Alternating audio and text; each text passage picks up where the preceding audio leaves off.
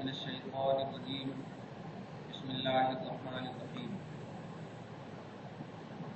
الذين إذا أصابتهم مصيبة قالوا إنا لله وإنا إليه راجعون أولئك عليهم صلوات من ربهم ورحمة وأولئك هم المهتدون صدق الله العظيم رسول برکت کے لیے ضرور شریف پڑھ لیجیے اللہم صلی علی سیدنا و شفیعنا حبیبنا مولانا محمد وآلہ وصحبہ وسلم۔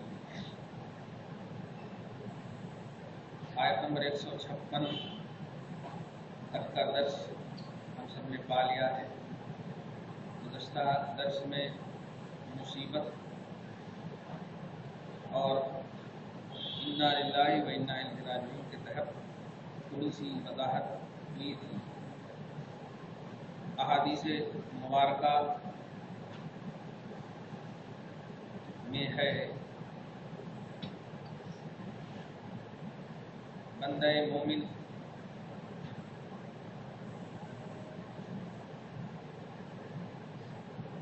مصیبت میں انا للہ و انا الیہ راجعون کہتا ہے،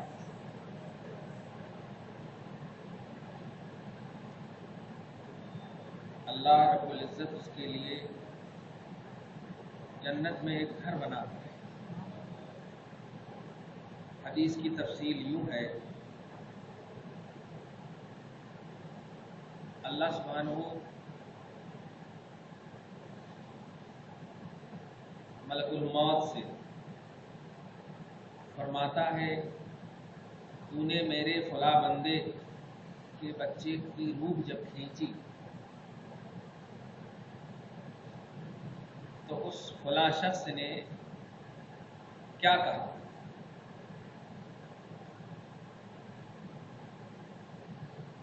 فرشتے عرض کرتے ہیں یا اللہ، اس نے کہا انا للہ و انا الیہ راجعون۔ اللہ فرماتا ہے اس کے لیے جنت میں ایک گھر بناؤ اور اس میں ایک کتبہ لکھ دو بیت الحمد۔ بیت الحمد یعنی یہ گھر حمد بجا لانے کی بنیاد پر ملا ہے۔ اب حمد کیا کیا آپ نے؟ حمد بولتے ہیں تعریف کرنے کو۔ یہ انا للہ و انا الیہ راجعون تو غم میں مصیبت میں پڑا آپ نے، حمد کیا ہے؟ جواب ملا ہر حال میں اللہ ہی کو یاد کرنا، یہی حمد ہے۔ چاہے خوشی ملے آپ کو یا غم ملے، دونوں حال میں اللہ ہی کو یاد کیا۔ اب اس کا ترجمہ سنیے، انا للہ بے شک ہم سب اللہ ہی کے لیے ہیں، رہیں گے، تھے، وَإِنَّا إِلَيْهِ رَاجِعُونَ اور مرنے کے بعد ہم اسی کے پاس جانے والے ہیں۔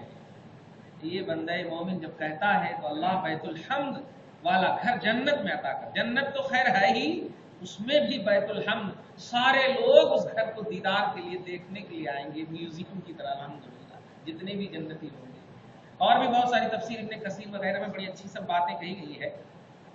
ایک بات جو سب سے اہم بات کہنے جا رہا ہوں یہ ہے، بندہ جب تکلیف میں مبتلا ہے، تکلیف کسے کہتے ہیں یہ دیکھنا۔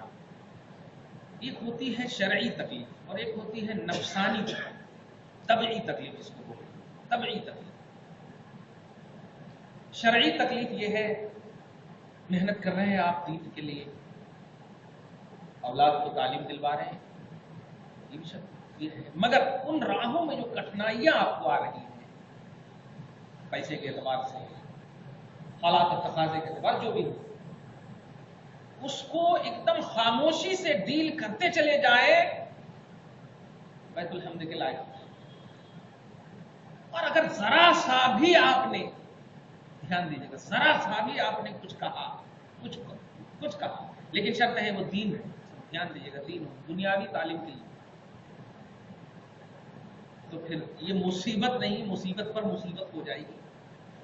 وہ مومن جس کو دین میں ایک سیکنڈ کے لیے بھی اٹیک ہو اور بندہ کہہ دے، ایک سیکنڈ کے لیے بھی اٹیک ہو بندہ کہہ دے، عربی کا جملہ ہے کل ما ساء المؤمن فهو مصیبت، ہر وہ چیز جس کو مومن عیب جانے ایک دم وقتی طور پر سیکنڈ کے حوالے سے مومن کو تکلیف پہنچائے، برا جانے اور اس پر ایک دم بالکل استقامت برتے.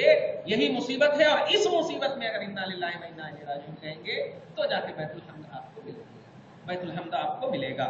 ایک رسول پاک صلی اللہ علیہ وسلم, بخاری کی حدیث پاک ہے, ایک قبر کے قریب سے گزر رہے ہیں, ایک عورت بے حساب زار و قطار رو رہی, بہت زیادہ رو رہی, آپے سے باہر ہو. نبی پاک جاتے ہیں, کہتے ہیں ماں اسبری, عربی کا جملہ ہے, اسبری, صبر کر. ماں نے چہرہ اٹھایا, روتے سو کو اگر آپ کہیں گے چپ رہے تو اور روتی, معلوم ہے ودا کیے ہوں گے بیٹیوں کو تو محسوس ہوگا. تو اسبری جیسے ہی کہا, ایسا چہرہ اٹھا کر اے چلو چلو, ہم نے کھویا ہے, تم نے کہاں کھویا, اپنے حساب سے مطلب پہچانی نہیں, اب بول دی. رسول پاک چلے گئے, آزو بازو میں جو لوگ ان کو دیکھ رہے تھے آ کر کے کہا ماں معلوم ہے وہ کون تھے؟ کون تھے؟ محمد تھے. اب ان کا ہوش صحیح میں آ گیا, دوڑتی ہوئی بارگاہ رسالت میں گئی. اس سے پہلے کہ یہ کچھ بولتی, نبی ارشاد فرماتے ہیں, بخاری کا جملہ, انما الصبر عند الصدمۃ الاولی,